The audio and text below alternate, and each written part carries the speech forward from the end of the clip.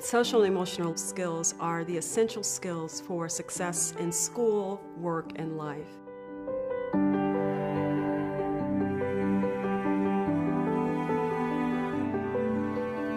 Social emotional learning centers their mind and body. It reduces their emotional tension so they can be open to new content and material.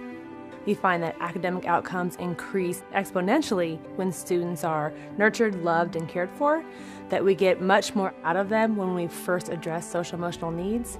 So for us, it's actually an academic intervention and not just an emotional one. If we expect students to be college and career ready, it's important for us to focus on these skills and competencies: self-awareness, self-management, social awareness, relationship skills, and responsible decision-making.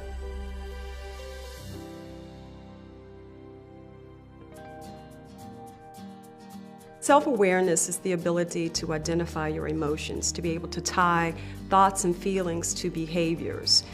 We find that self-awareness is one of the hardest things for young people, being aware of their own body space and the impact of their words and emotions on other people. So a lot of the work we do is reflective, through conflict mediation, through circles, through journaling, having them see their own impact on the world and then how to shift that or make a different choice next time. Self-management is the ability to self-motivate, to have self-control, to regulate one's emotions. In the classroom, that may be a breathing exercise, or that might be counting to 5 or taking a break. So with students who don't really know how to deal with their anger or don't really know how to resolve conflict, we're giving them a tool that helps them deal with it in a less stressful way.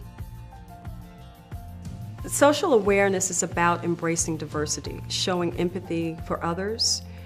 Activities might include service learning projects, addressing social justice issues. Role-playing is a great opportunity for students to address how a person might have felt in a conflict on the playground. We're going to see if other people have had some of the very same experiences around bullying that we've had. You're in my boat if you have a bully now. Wow, I see a lot of people.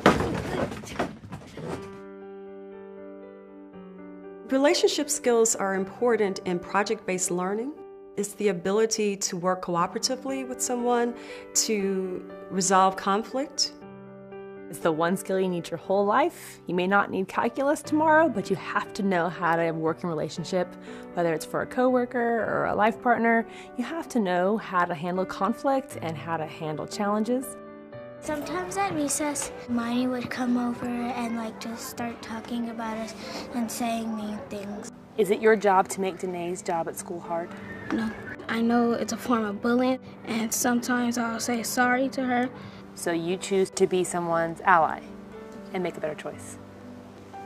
Responsible decision-making is considering the well-being for self and others.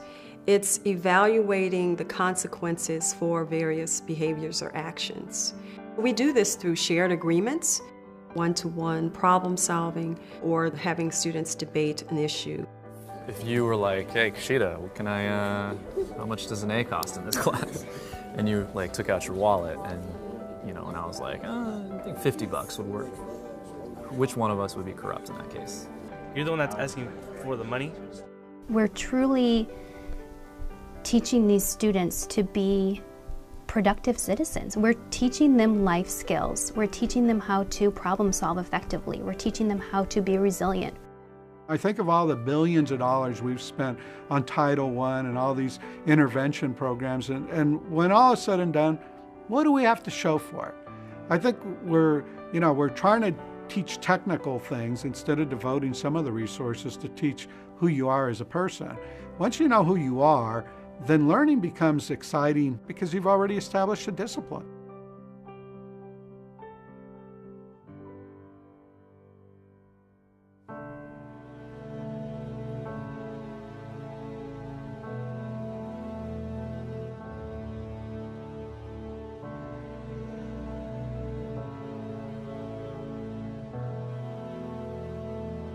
It's important for teachers and principals to understand that it can't be a binder off the shelf.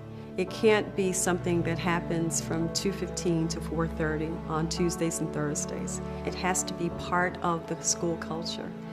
Giving teachers flexibility, giving them a range of skills, giving them different ways that it can look, and allowing them to take their own personality and match that to what they want in their classroom has been the best way to get authentic, true practice.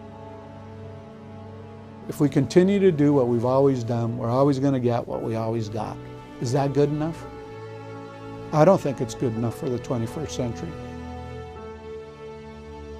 We need to be the outliers to try things that have never been tried and see if they work. What are we waiting for?